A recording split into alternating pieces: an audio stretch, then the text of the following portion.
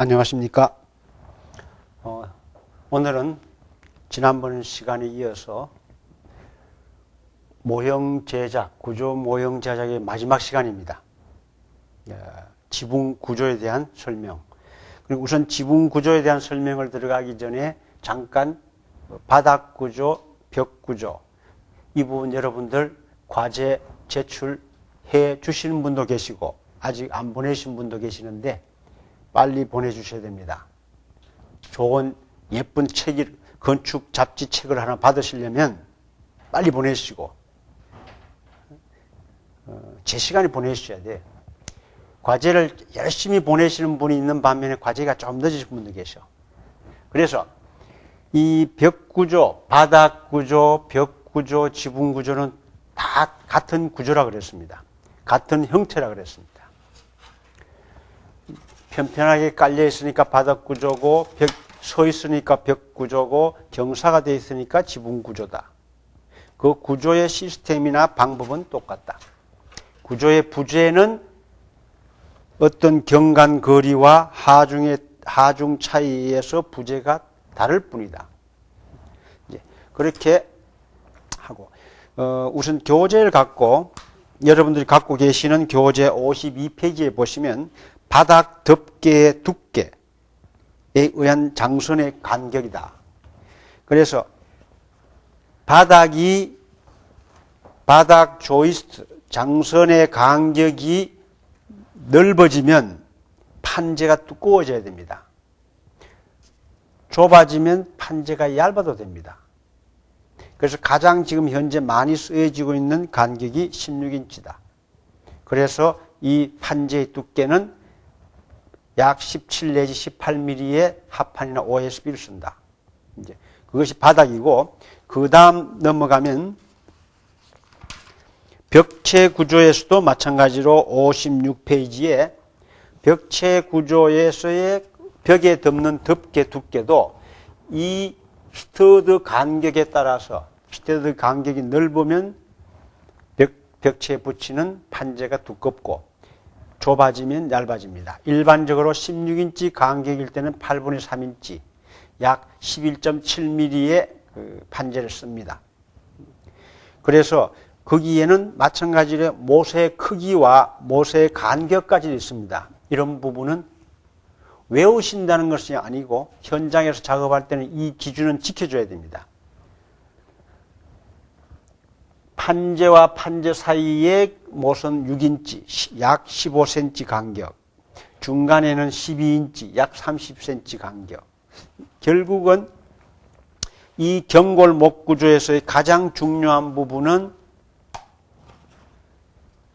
이 구조, 골조에 쓰여지는 구조와 덮어진 판재와 거기에 의해서 규격대로 박혀지는 못에 의해서 집이 된 겁니다. 대충 못 쳐놓으면 집이 무너질 수도 있고 하자가 생길 수 있는 겁니다.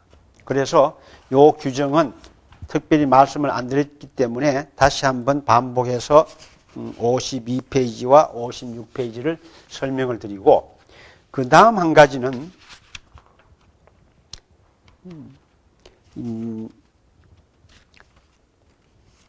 56페이지에 보시면 경골 목 구조의 스터드 홈 따기와 구멍 뚫기,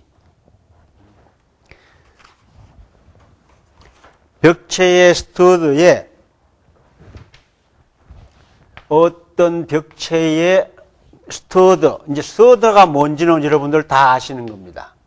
집을 벌써 한테 다 지으셨는데 스터드 아직 모르시면 됩니까?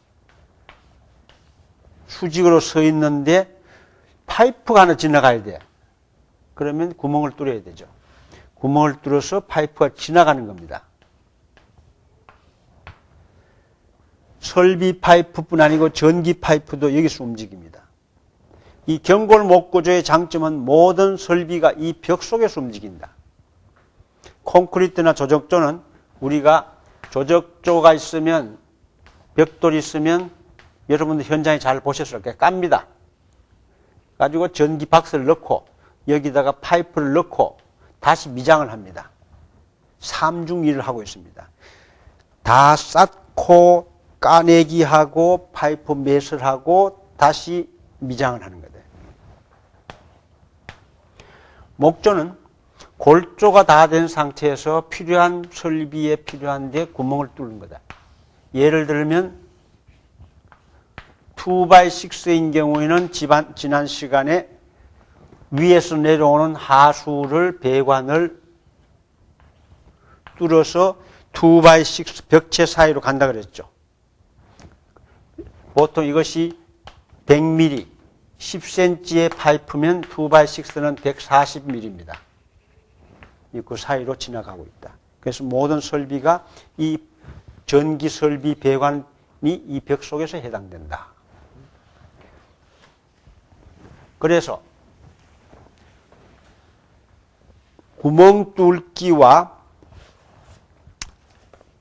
홈 따기 이런 부분들은 잘 읽어보시고 그 규정대로 따라오시면 됩니다.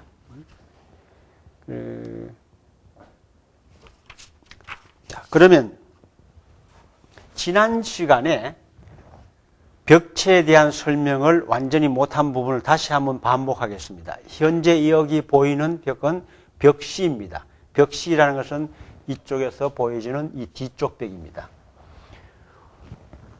이 벽시의 이 개구부가 3010입니다. 폭이 3피트, 약 90cm고 높이가 1피트, 30cm.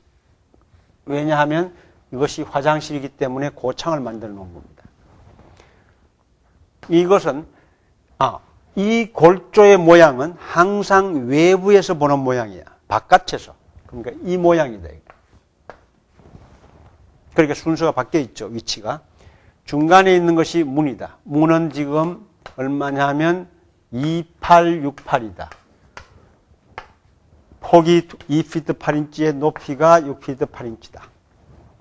이것은 4040이다. 약 폭 1200에 높이 1200의 창입니다. 이런 것에 마지막으로 골조가 벽 C와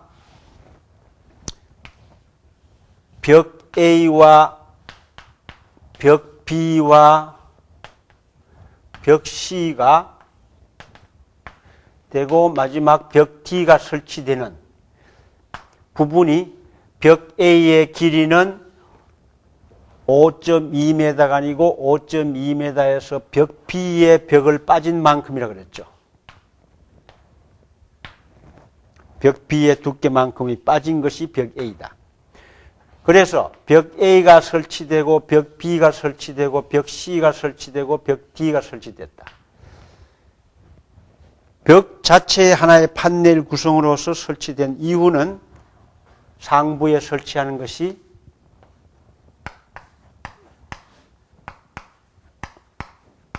더블 플레이트다. 자, 더블 플레이트에 대해서 잠깐만 설명을 드리겠습니다. 이 집에서 버텀 플레이트, 톱 플레이트 그 위에 하나 더 있습니다. 여러분들이 한테 드린 그 파워포인트 자료에도 보면 바로 더블 플레이트가 보일 겁니다.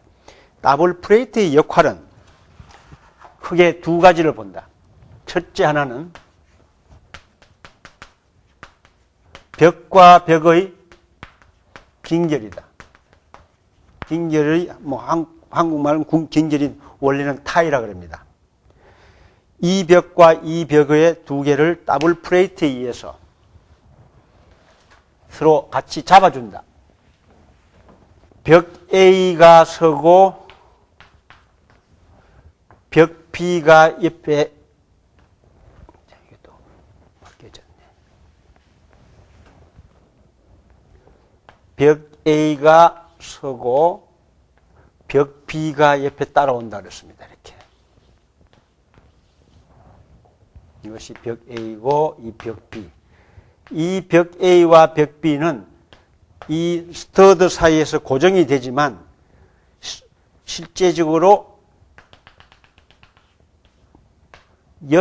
옆치기 못을 옆치기로만 하고 있습니다. 그래서 사실은 이것을 힘있게 뺀다면 떨어집니다.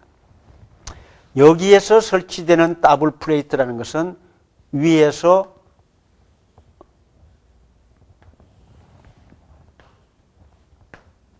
이 더블 플레이트가 벽 A도 고정하고 벽 B도 고정하기 때문에 같이 잡아줍니다. 핑거 조인트라는 하나의 원칙처럼 모든 것을 짜맞추면 목구조에서의 원칙입니다. 우리 한국 전통 건축도 마찬가지로 서양 전통 건축도 마찬가지고 지금 목 가구도 마찬가지입니다. 목재 가구가 원목으로 만들어지는 것은 거의 다 짜맞춤인 거다. 일종의 이것도 짜맞춤이에요. 이것이 더블 플레이트의 첫째 역할이고, 두 번째는 상부 구조 보강입니다. 여기에 보시면 이것이 톱 플레이트인데 여기에 지금 장선이 조이스트가 얹혀지죠.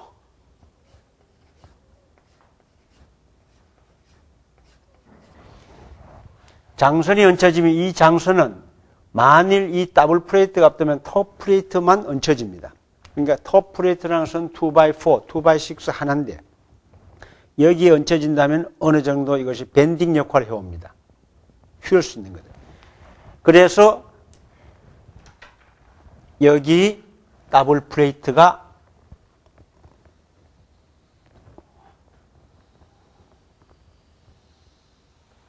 이렇게 붙인다.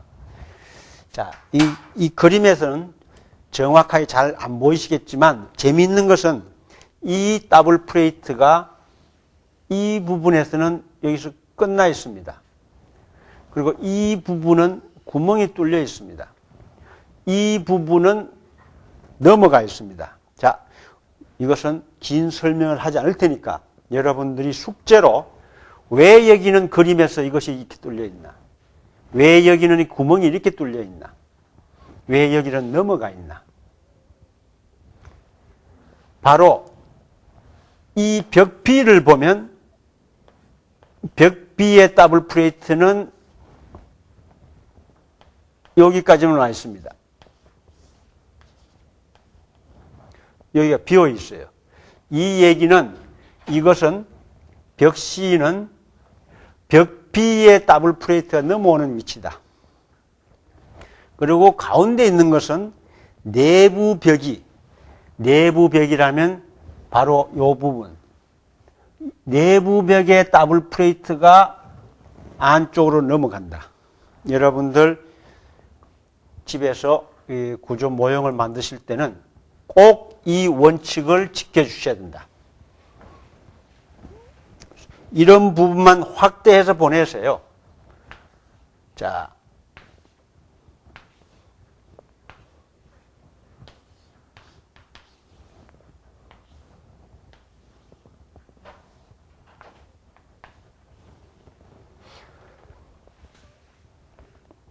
이것은 현재 외부 벽 A와 외부 벽 B인데 내부의 벽이 하나 있습니다. 이렇게 여기 와서 이게 맞나?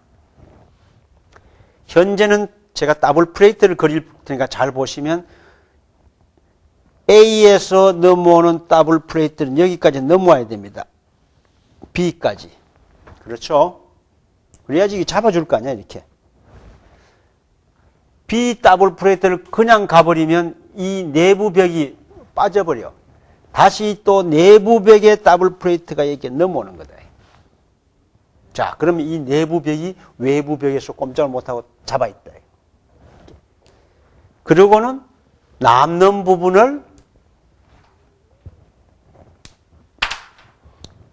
B의 더블 플레이트를 놓으면 됩니다. 자, 이 역할은 긴결의 역할이 아니고 구조의 보강이다. 바로 긴결의 역할은 이런 데서 생기는 거다. 이해하시죠? 그래서 이 도면만 봐도 아니면 현장에 나가서 쭉 보면 여기는 죄송하지만 내부 벽을 설치를 안 했기 때문에 제가 만들지 못했는데 예를 들면 여기 같은 경우도 잠깐 보일 겁니다. 여기 내부에 벽이 있구나. 저 뒤에 벽이, 내부로 벽이 있겠구나. 왜? 그래서 내부에 더블 플레이트가 이렇게 들어오는 거예요. 그것이 이 벽체 구조에서의 가장 중요한 부분이 하나다. 더블 플레이트라는 그 역할에 대해서 해주시고, 그러면 그 벽체는 이것으로서 여러분들이 이런 부분은 그냥 한 게 아니다 그랬죠. 이것이 바로 원래 스터드.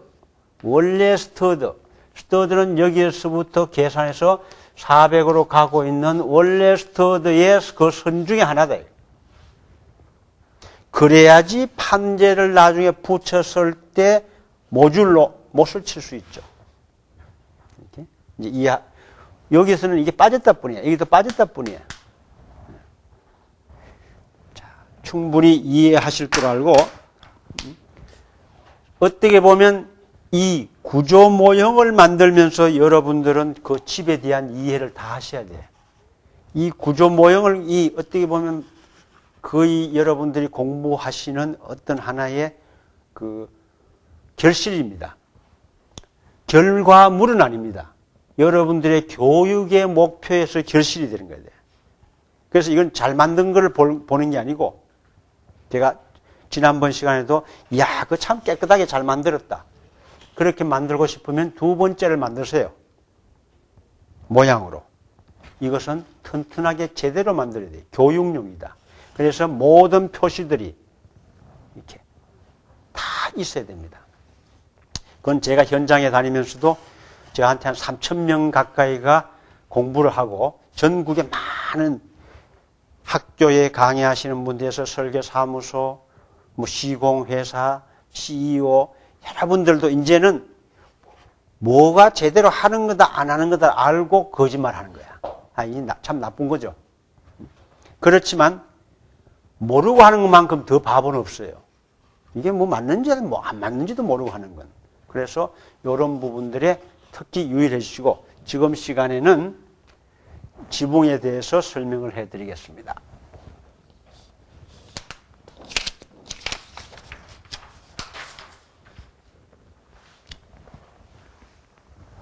사실은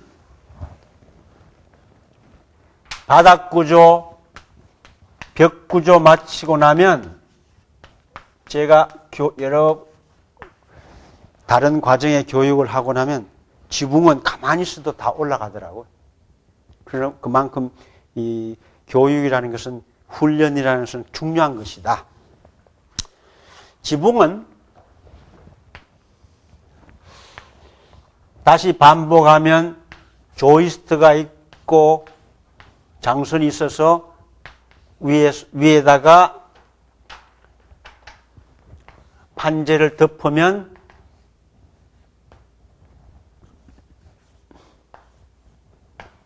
제가 덮는 것도 이렇게 덮죠.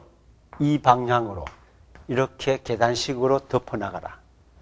덮으면 이것이 뭐냐? 바닥이다. 이것을 세워가지고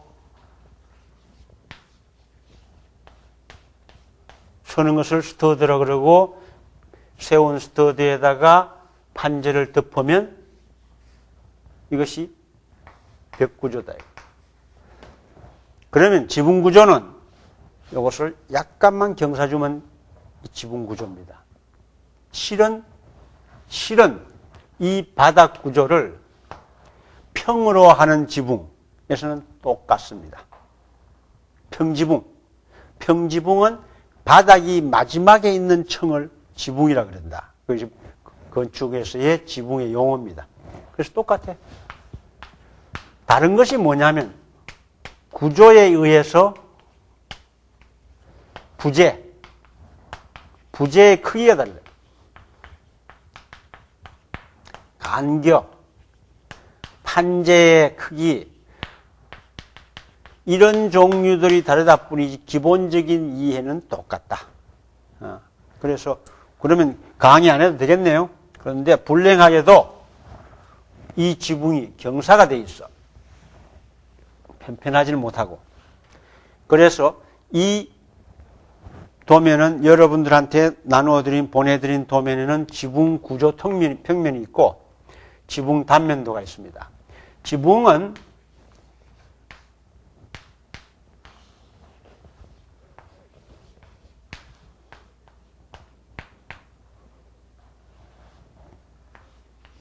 제가 2개씩 그리죠. 다시 반복하면 버텀 플레이트, 톱 플레이트, 더블 플레이트다. 이것이 스터드다. 여기에서 지붕이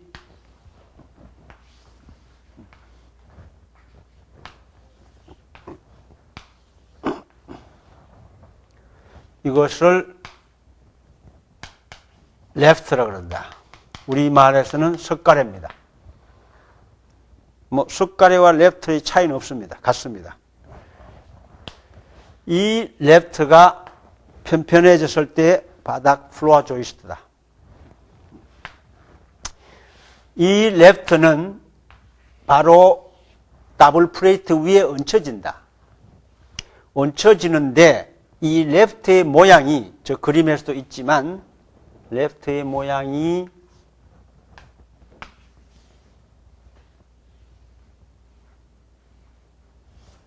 바로 여기 더블 플레이트에 그냥 얹혀져 있는 것이 아니고 더블 플레이트에 그냥 이 부재가 얹혀진 것이 아니고 여기에서 홈따기를 해서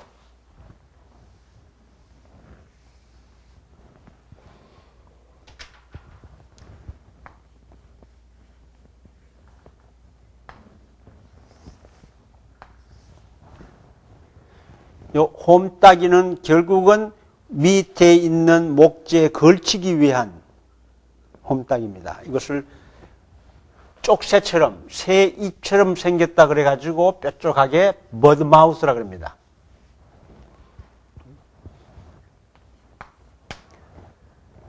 여러분들은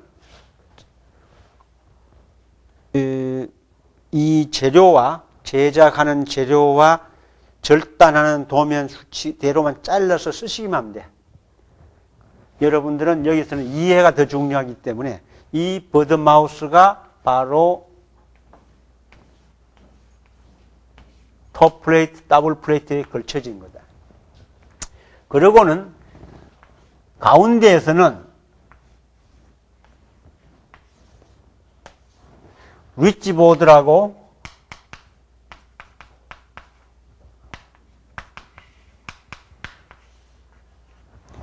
우리 전통 건축에서는 여기에 뭐가 있냐면 대들보가 있습니다.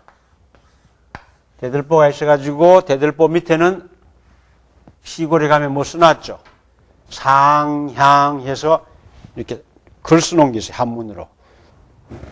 이 대들보인데 이 경골목 구조는 뭐 구조적으로 좀 설명드리면 좀 복잡하기 때문에 깊이는 하지 않겠습니다. 결국 경골목 구조는 이 대들보가 없습니다.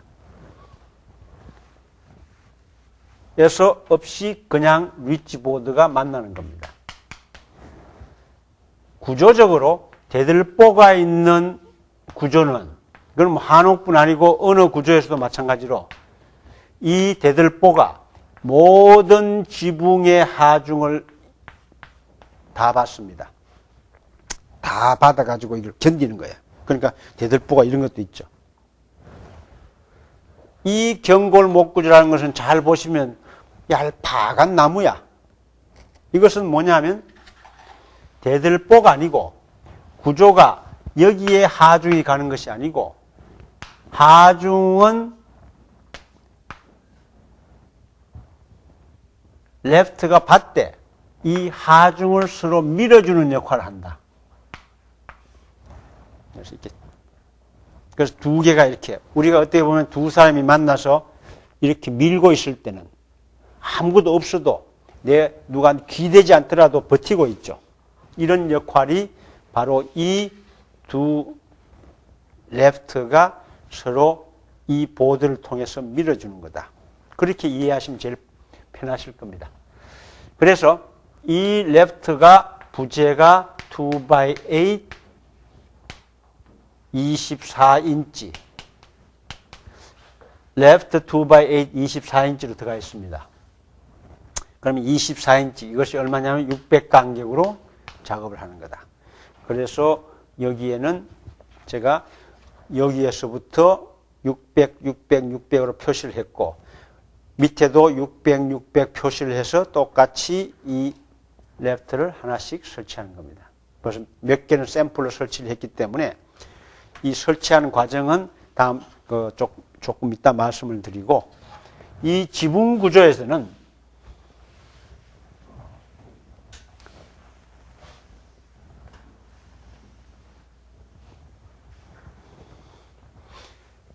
오늘 강의 시간에는 여기에 부분을 지붕이 이렇게 돌출될 처마가 앞으로 처마가 나와 있는 경우도 있고, 앞에 처마가 나오죠. 옆으로 처마가 나오는, 이것을 영어에서는 랙이라고 합니다. R-A-K-E, 랙, 월에 지붕이 나오는 부분은 이런 어떤 보강 조치가 없으면 지붕이 그냥 이게 견딜 수가 없죠. 리치보드는 이렇게 나와 있지만 잘 보시면 여러분들 최근보다 도면에는 요 표시가 되는 게 나갑니다. 룩아웃이라는 명칭으로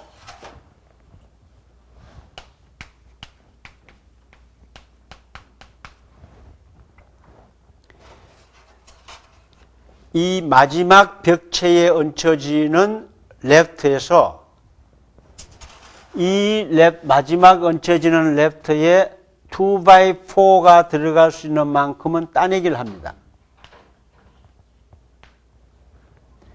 따내기를 해서 여기에 양쪽으로 걸치는 거죠. 내부에 있는 레프트와 바깥의 마지막에 있는 레프트를 이것에 의해서 걸쳐주는 거다.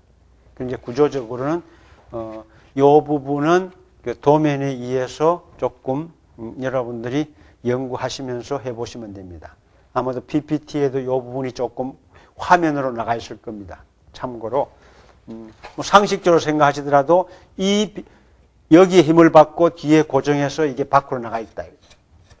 이것은 돌출은 저희 도면에는 우리 도면은 550cm가 나갑니다. 그러니까 그렇게 참고를 해주시면 충분히 되겠습니다. 이 지붕을 설치하는 순서는 제일 먼저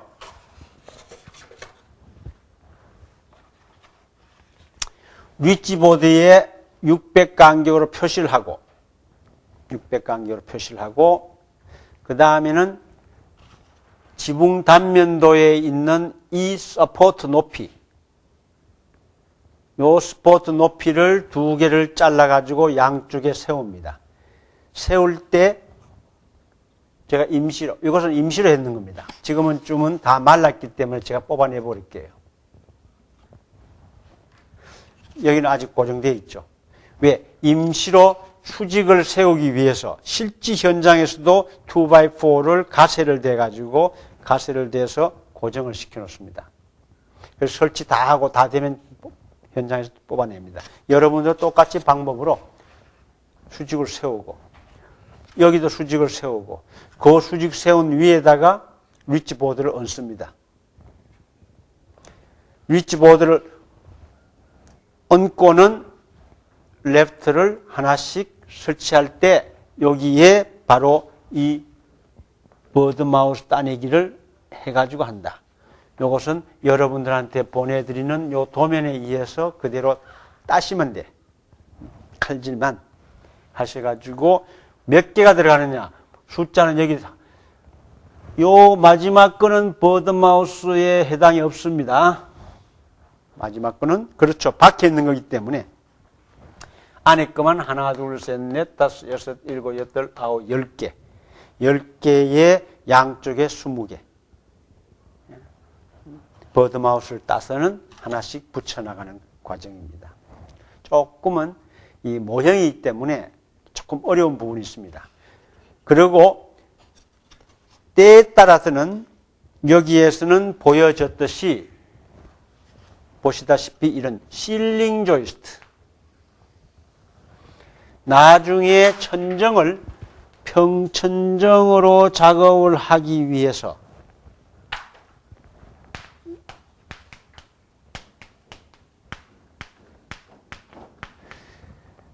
우리 아파트는 이렇게 쓰는 반자틀이라는 말이 있습니다. 그건 조금 다릅니다. 반자틀은 단순한 그냥 천정 마감을 위한 실내 마감을 위한 거지만 이 실링 조이스트는 마감용뿐 아니고 구조입니다. 구조를 어떤 역할을 해주느냐?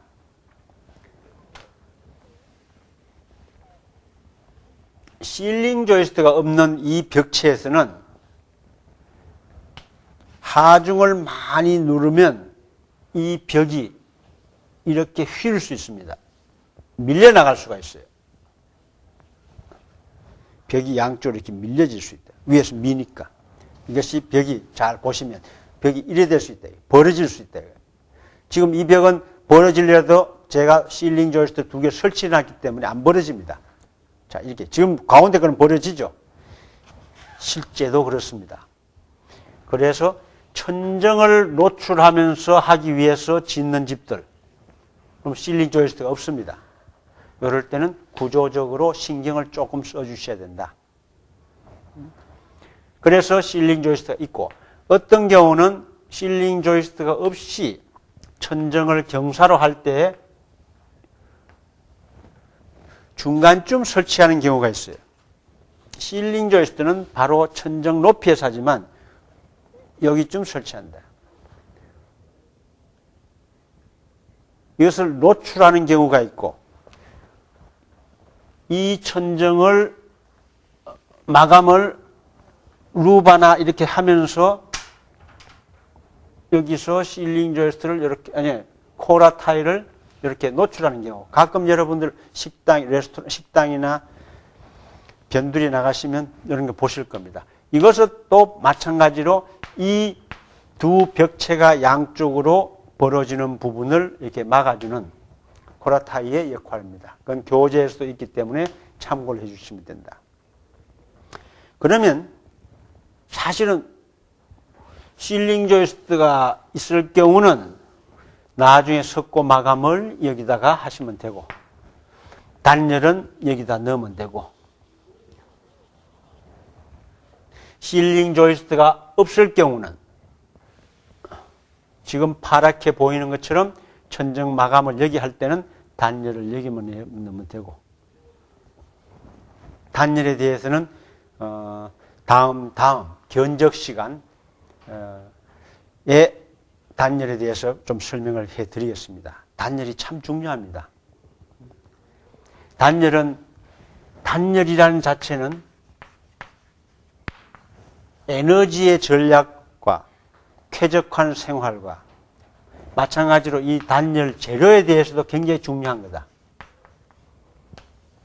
내화성과 화학성에 대한 이런 부분도 조금 설명을 드리고, 지금까지 여러분들은 이 골조를, 이제 이 도면은 조금 여러분들한테 나눠드린 도면하고는 다릅니다. 이 도면 끝입니다. 여기까지 사각형.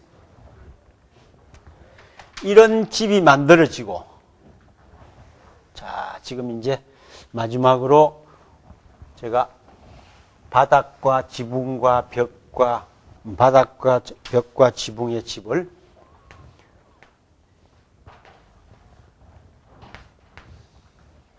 우리가 기초에서 바닥 작업을 했고, 바닥은 림 조이스트가 있었고, 림 조이스트가 있었고, 조이스트가 있는데 가운데 뭘 했다 그랬죠? 브로킹을 끼운다 그랬고. 그래서 벽체를 벽체 A와 B와 C, 버텀 플레이트, 톱 플레이트를 벽체를 만들었고, 여기도 벽체, 버텀 플레이트, 톱 플레이트 벽체가 있고, 여기는 헤더가 있어가지고 창이 있었다. 이건 창입니다. 창이 있었고, 그 다음 지붕에서 다음에 바텀 플레이트 위에는 더블 플레이트가 있었고, 더블 플레이트 위에 실링 조이스트를 한다면 실링 조이스트가 설치되고, 실링 조이스트 위에 지붕이 레프트가 설치됐다. 이게 기본적인 목조 주택의 골조다.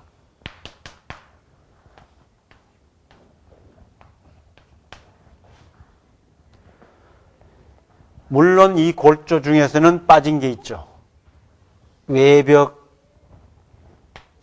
덮개, 지붕 덮개. 외벽 덮개, 지붕 덮개. 딱 요것이 골조입니다. 골조 이후에 석고보드를 붙인다, 단열을 넣는다. 이것은 일종의 마감 속에 들어가는 거다. 구조가 아닙니다. 연료 전략 걱정 안 하는 나라 같으면 이거 안 합니다. 예를 들면 동남아 가면 단열이 있는데 보통 어떤 건물에 외기와 내기를 거의 비슷하게 생활할 때는 창문도 없는 집들이 있어요. 환기하고 사는 거예요. 추운 지을수록 단열을 많이 넣어야 돼. 더 추우니까. 소음입을 두꺼워야 되죠. 다 이런 것들은 마감이다 이거예요. 마감은 어떻게 보면 목구조에서 가는 부분 중에서는 작은 부분입니다. 하나의 인테리어에 해당되는 부분을 간다. 그래서 물론 여기에 들어가는 이 단열, 어떤 차음, 여러 가지 부분은 이 목구조에서 가장 중요한 부분입니다. 그렇지만 여러분들이 이 교육을 통해서 가장 중점적으로 이해하셔야 될 것은 전반적인 구조다. 물론 여기에도 페이샤 보드가 붙고 홈통이 붙고 나중에 소피트란 재료도 들어가고 이런 것은 외관상으로도 충분히 여러분들이 이해하실 수도 있고 현장에서 보시면 되지만 구조에 대한 부분은 안 보여집니다. 덮어버리기 때문에. 그래서 이런 구조 부분은 이런 이번 교육을 통해서 충분히 이해하시고 특히 이 시스템, 이 헤다가 특히 이 헤다도 창 개구부가 높아지면 여기도 그랬지만 트리머가 더블이 들어가야 됩니다. 여기에서는 트리머가 한 개인데 여기는 트리머가 두 개입니다. 그래서 여기에는 트리머 두 개와 킹스터드 하나가 돼서 전체 세 개가 쓰는 거다. 이것은 견적 시간에 다음 시간에는 기본적인 견적을 이해하는 과정에서 설명을 쭉 드리겠습니다. 그때도 이것을 이 모형이 바로 견적 필요 없죠. 더하면 되죠. 하나, 둘, 셋, 넷, 다섯, 여섯, 일곱, 여덟, 전체가 얼마냐면 84개입니다.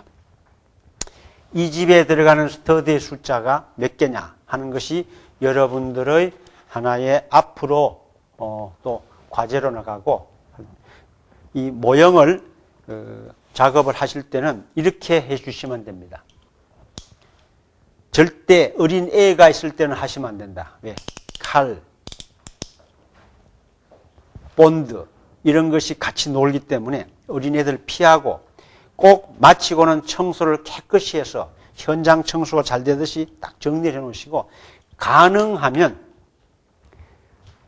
바닥, 벽, 지붕을 한 번씩 단번에 해버리세요.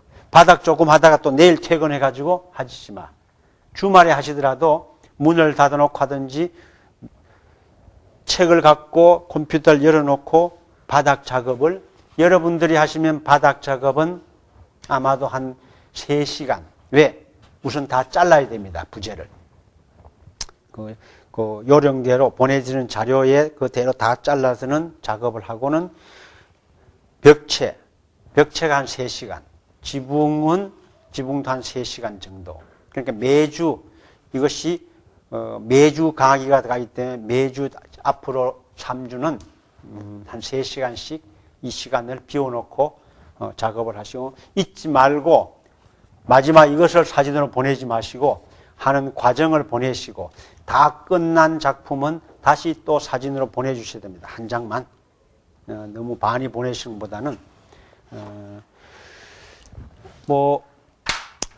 조금 짧은 시간 속에서 여러분들께 이 목 구조에 대한 전반적인 설명을 드리다가 보니까 조금 미흡한 점이 많을 겁니다. 그렇지만 이것은 이해라는 것처럼 다음 이거보다 더 높은 과정, 이것 때문에 1년씩 공부한 학생들이 있었습니다. 저한테 전문 과정에서 1학기, 2학기로. 그래서 여러분들은 또 다음 과정에 더 좋은 기회가 있을 때는 또 공부하시고 또 많은 책을 갖고 개인적으로도 연구를 하시고 이것은 시작이지 이것이 끝이 아니라는 걸 이해해 주시고 하여튼 재밌는 시간 보내주시기 바랍니다. 참 재밌습니다. 이건 누가 한 줄 아세요? 내가 한 겁니다. 여러분들을 위해서 내가 사무실에서 잘라가지고 하나씩 설명하기 위해서 그대로 다 쓰고 하면서 나는 이 시간이 제일 재밌었다고 봅니다. 여러분들도 이 시간이 제일 재밌는 시간이 되고 앞으로 재밌을 시간이 되기를 바랍니다. 감사합니다.